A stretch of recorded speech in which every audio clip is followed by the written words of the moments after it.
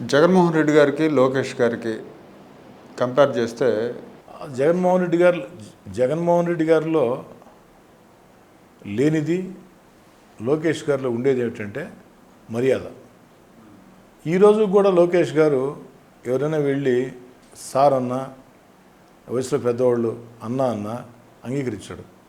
అన్న లోకేష్ అని పిలు, లేదు కాదు కూడదు అనుకుంటే బాబు అని పిలు, సార్ ఏంది అన్న ఏంది.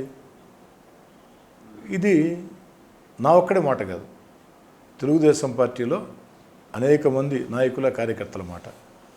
రెండోది, లోకేష్ గారు కార్యకర్తలకు బాగా సమయం కేటాయిస్తారు. అధికారం లేనప్పుడు ఏదైనా కేటాయించారో ఇప్పుడు కేటాయిస్తున్నారు. వాళ్ళు చెప్పే ఓపిక వింటున్నారు.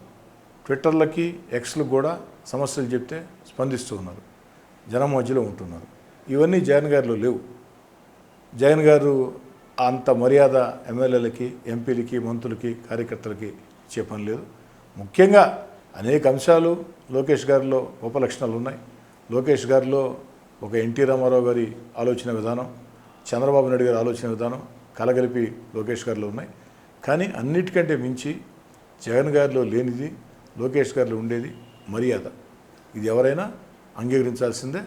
వైఎస్ఆర్ కాంగ్రెస్ పార్టీ నాయకులు కూడా అంతర్గత సంభాషణలు మాట్లాడుతున్నప్పుడు బహిరంగ చెప్పే మాట లోకేష్ గారు మర్యాదస్తుడని.